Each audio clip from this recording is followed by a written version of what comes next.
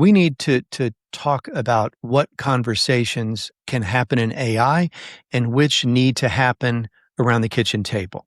And for families, for churches, that's a pastoral conversation that doesn't belong to AI.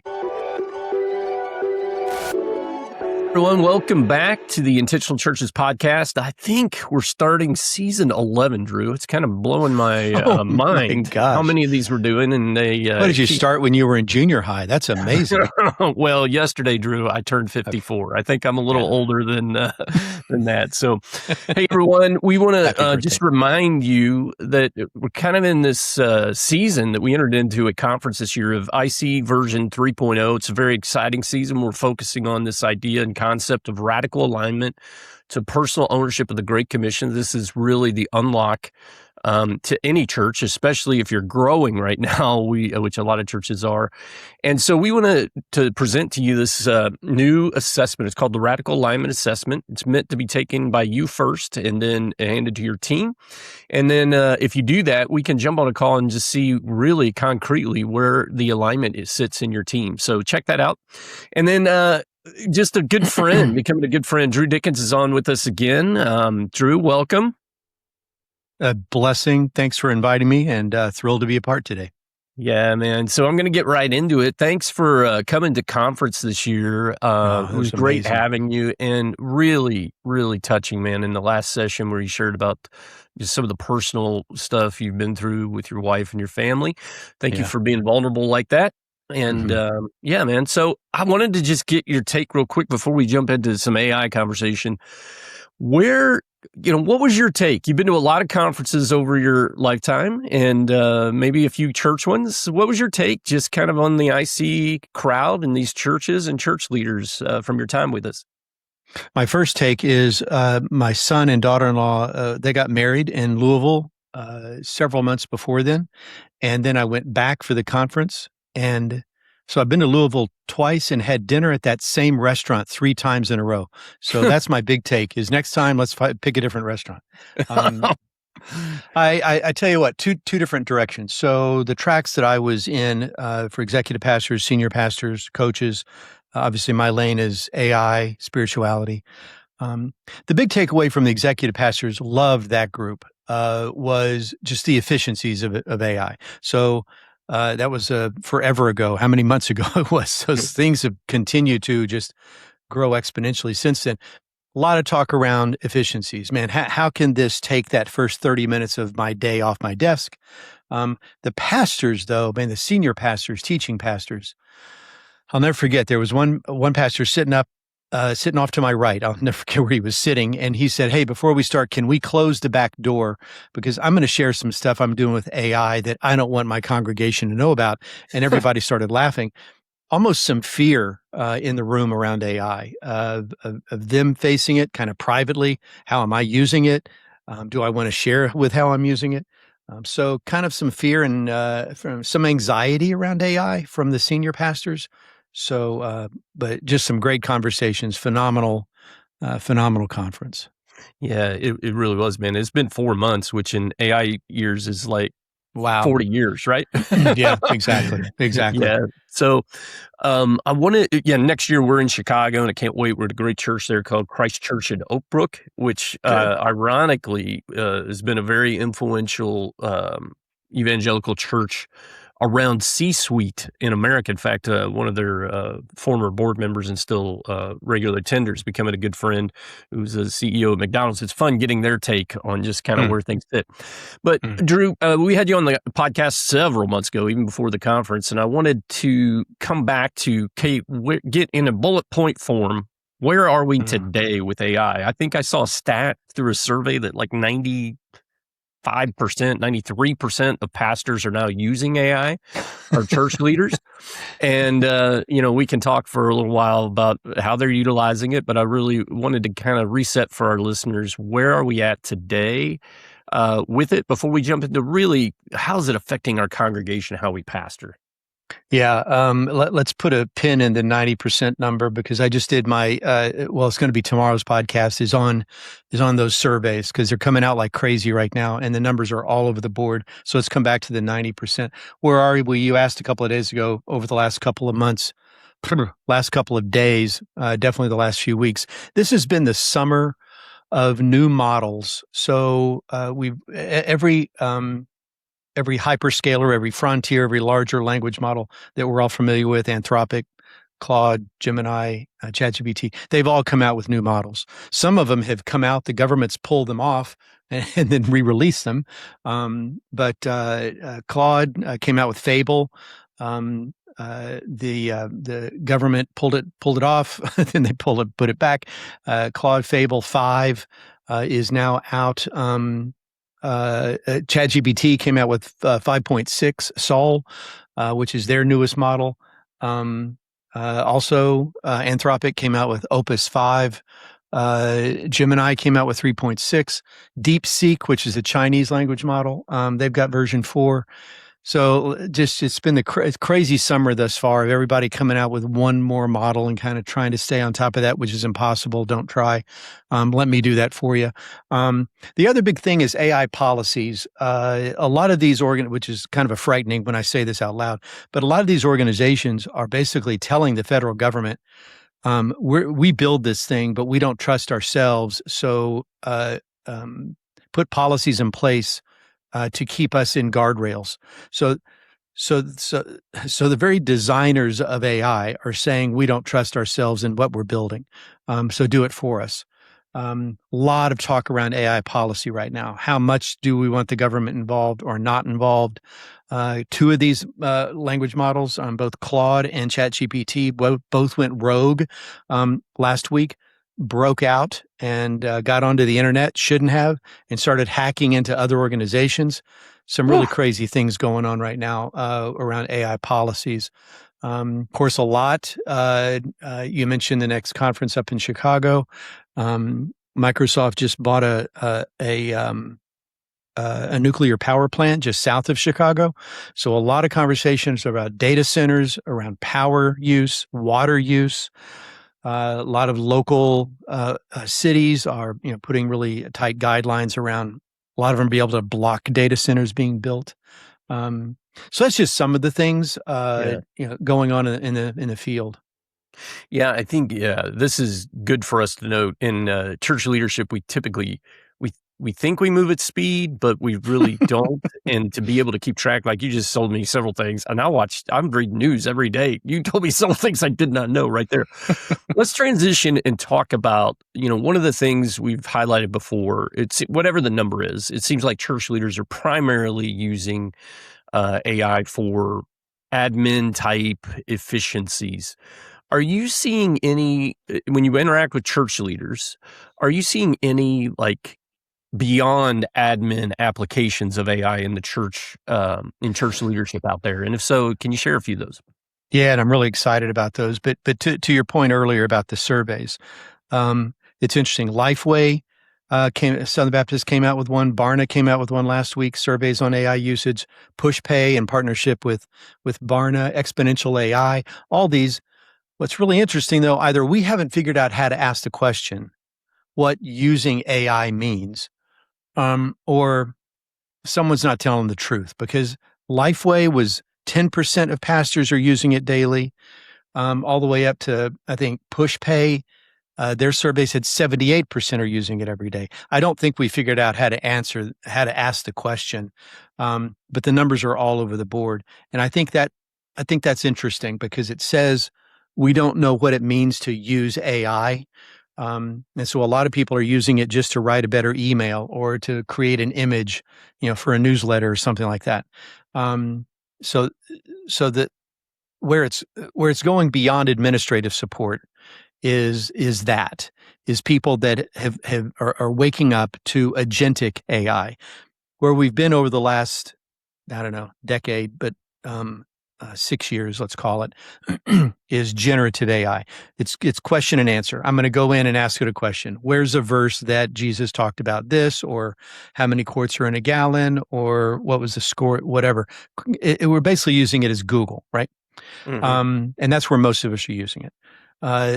The churches that are really kind of taking it to the next level it's what's called agentic AI, using it as an agent, using it as an admin assistant, using it as a thought partner. And that's really where we're seeing explosive growth on the enterprise side on companies that are using it. And I guess another area are churches that are less than 10%, and this is a pretty common statistic across the board. Less than 10% of churches have a AI policy, or even helping their congregation create a family policy on AI. And so less than 10% are doing that. So that's another field I'm excited about, is helping churches develop policies like that. I shared some of those at the conference to a lot of the executive pastors. So using it as a thought partner, not just a creation generation machine, and creating policies for churches.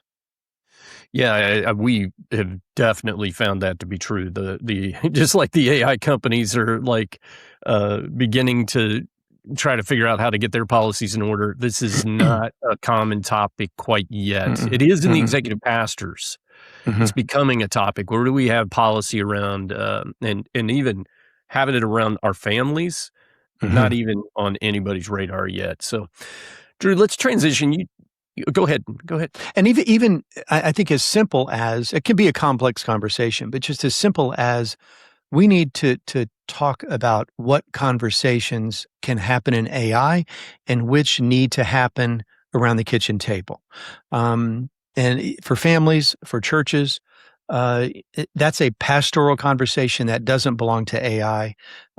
This is an administrative discussion, and that's something we can bring in AI into. I think we need to start clearly delineating between where conversations occur, AI or kitchen table, AI or church boardroom, that kind of thing. Yeah. Well, I think you'd said to me before, the number one use of AI by the general population was actually counseling, which is scary in itself. And so when we switch over and start thinking about, not as a church leader, but as a church leader trying to lead a group of people in their congregation to understand the impacts of AI on them personally, to their parenting, to their marriage, today is still counseling the number one thing, or is that shifted? No, it's still 75% of use is, and this is not just in the church, this is just across the board. Are people using it for companionship, for what I'm referring to within my lane of AI and spirituality is spiritual formation. It is discipling us. And we just need to be aware of that. And that's not to be frightening or dystopian. A lot of things disciple us. Christian radio stations, TV programs, books. We're always being discipled. I think we just need to be aware that we're being discipled by AI. And so spiritual formation is still 75% of its use. And the pastors, executive pastors, teaching pastors, specifically senior pastors, need to be aware that 3 a.m. existential crisis that a congregant is going through, and you don't answer that text message, and shouldn't. I mean, there are boundaries in place, but they are going to a source that will answer. And so they're becoming quite comfortable going to AI for spiritual questions and direction, in the absence of having anybody at 3 a.m. they can talk to. So yes, definitely still number one use case. How then, if I'm a senior pastor, in particular teaching pastor, how then should I be preaching differently if that is becoming more and more the reality? That I remember, this is going to date me. In the old days, we had an emergency pager, and somebody could call the church office, and we rotated who's in charge of the emergency pager, and we were available even in the middle of the night for these crises. So, so I come from a generation of pastors that, that was kind of the thing. Availability was part of the deal. How would you coach pastors, especially from the pulpit? How do they help their congregants see beyond some of the faultiness that could become AI's counseling of you or companionship of you? First off, let's don't let's don't let go of the pager idea. Yeah. We were just talking about vibe coding a minute ago and creating a custom solution using AI for our church. One of the things I did at the conference was we kind of had a hands-on master's class where we built a really basic agent. And the number one use case that everyone said is, man, fix my email. So one of the things I did, and I also did for a church just a few days ago, is just set up AI to where it scrapes this was for just one pastor, scrapes his email every morning and categorizes the emails and just reads the emails. It was on Gmail, reads those emails and then categorizes them, and then comes up with custom prompts for each of those. It would be exciting to build something out that, man, if this kind of email comes in at 3 a.m, then do this, send a text message to me, that kind of thing. So that would be really exciting to build out. Anyway, sorry about that. But to answer your question, how should a pastor preach that? Also reminded me, Dr. Tony Evans, you might be familiar with, famous pastor here in Dallas at Oak Cliff Bible Fellowship. I was on his podcast 2 weeks ago, and he asked me, is this going to change? Is AI going to fundamentally change the ecclesiology or the structure of the church? And I thought it was a great question. I said, yes. I think it will fundamentally how the church is organized around communication and things like that. So I think one of the first things every pastor should do, this is going to sound really simple, is talk about it. Congregants are wanting, and this came up clearly in the Barna research last week, congregants are wanting leadership on AI from the pulpit. The congregants are using AI at a higher percentage than pastors are, again, according to Barna. And so they want leadership from the pastor. They want to hear from the pastor, this is affecting me. I need your guidance and leadership and direction on how to process this. So I think the first is just talk about it. There's a church actually that I met at your conference that just finished a 4-week series on AI. And I got to be involved in kind of helping them structure that. But it was done after the pastor put together a survey during a service about AI and was just blown away by the results of it, and then came back with a 4-week series. So I think the number one thing is survey, talk to your people about it. And discuss it. Have open forums on a Wednesday night or whatever where we can talk about it openly and honestly. Yeah, I'd love that idea. Practically, a few years ago, we introduced through a couple of our speaking engagements the use of Mentimeter inside and began Visioncast for pastors to make their sermons more interactive. And so there's probably something better than Mentimeter today, but I would encourage build your own. Yeah, exactly. So I want to circle back to the agentative. Am I saying that right? Agentic. Just think agent with an IC on the end of it, but it's AI agents. Agentic. AI agents. Do you think the bulk of our congregants are already converting to using AI agentically? Like, are they building agents to help them with everyday life and congregants? Yes. Not a chance. But the language models that they're all using are being rebuilt for agentic use. So every one of them. In fact, I mentioned DeepSeek, which is the large Chinese model. Their version 4 is completely built for agentic use. So think of agent.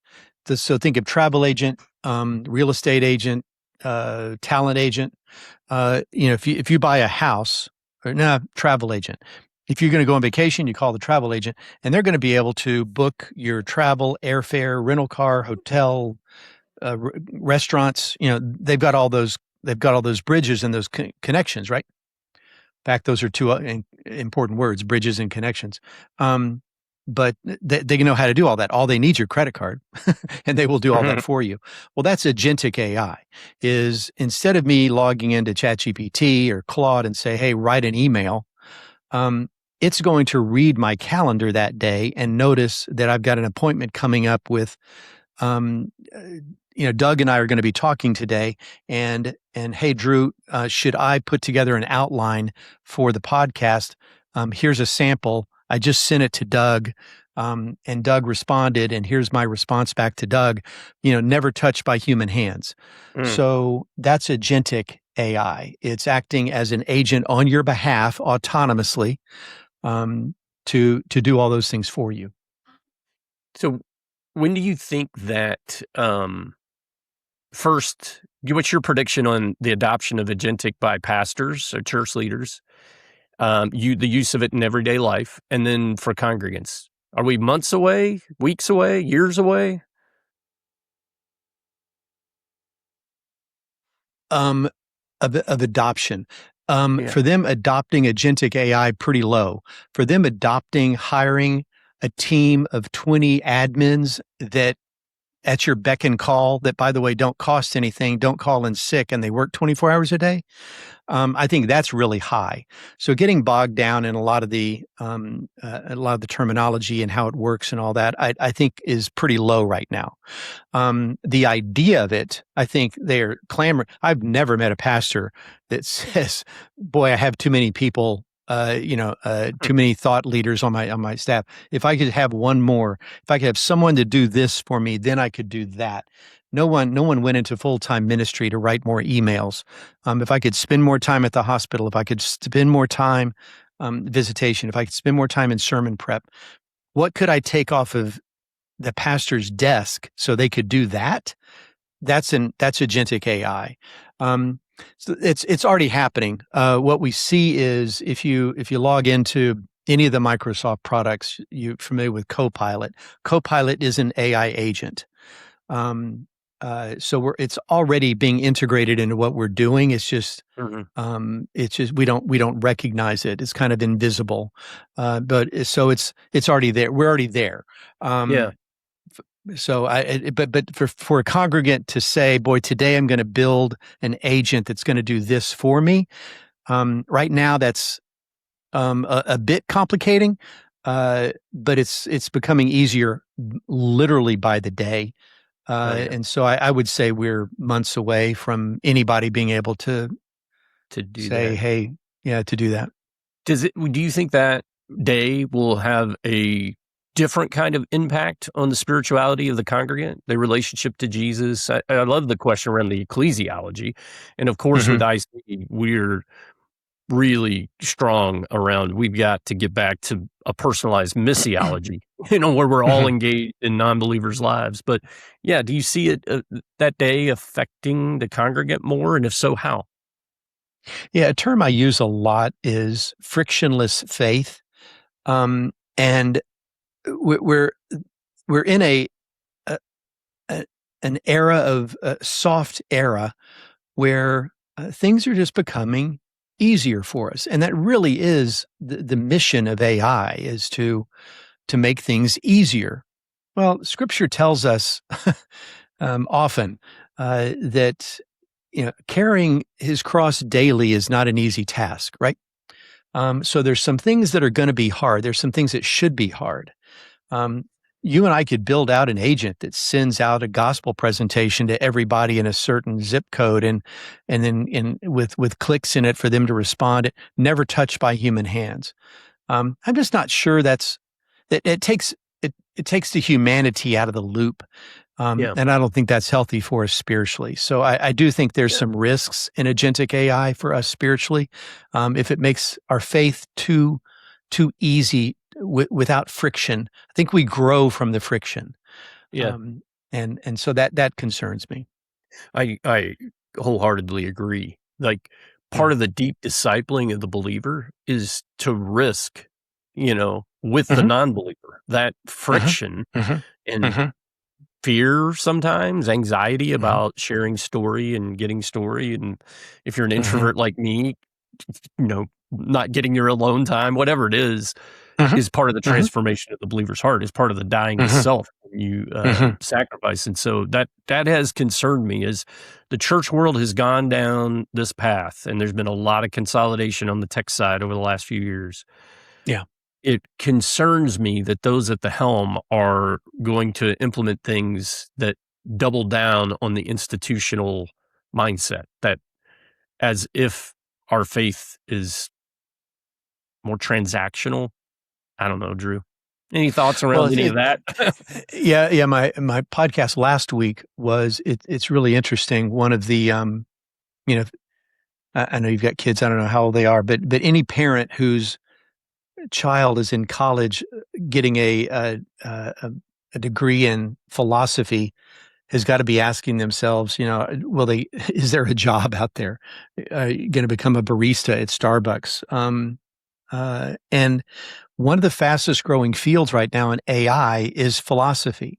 One of the senior leadership at Anthropic, at Claude, has her PhD in philosophy, not computer science.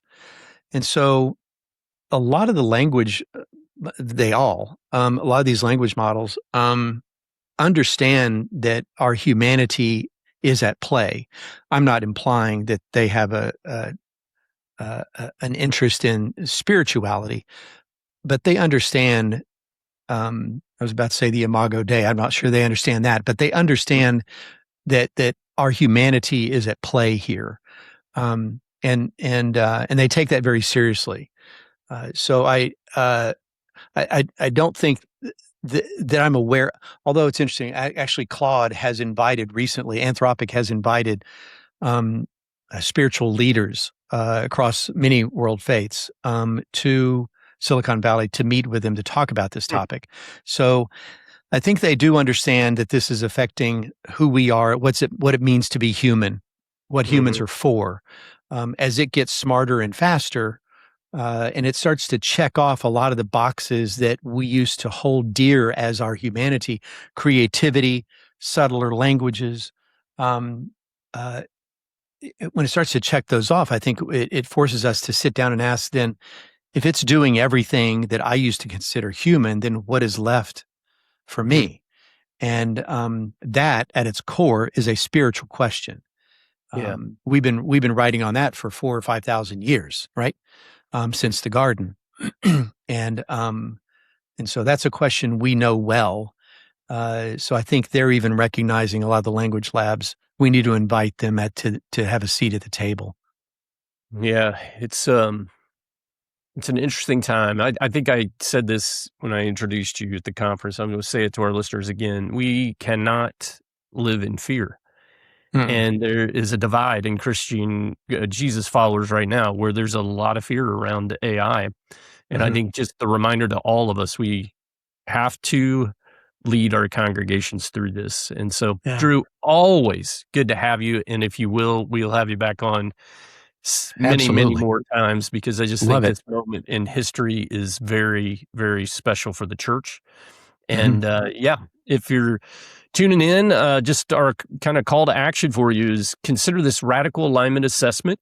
And what this thing's going to do is going to be able to tell you, and we have, with Drew's help, used some AI to do some interpretation. It's going to tell you how aligned your staff, board, and congregation truly are with their heart, mind, and strength to personal ownership of the Great Commission. So check that out. Drew, thank you, and look forward to us sitting down again soon, man. Oh, Doug, let's do it. All about your podcast, AI and Spirituality, right? AI and Spirituality. It's on Substack. Easiest way to find it is just drewdickens.com, and there's a link there to all sorts of different things. But right there in front of you is going to be the Substack podcast. It's a weekly podcast where I take kind of whatever happened that week in the tech, in AI, and apply it to our spirituality. Talking about philosophy last week. Tomorrow's episode is going to be going through a lot of these surveys and what are the real numbers, who's using AI, what does that mean to use AI? So we're going to talk about that. But yeah, Drew Dickens, Drew like a picture, Dickens like Charles, drewdickens.com, and that's where you can find the podcast. Sounds great, Drew. Thank you very much. Thank you for asking.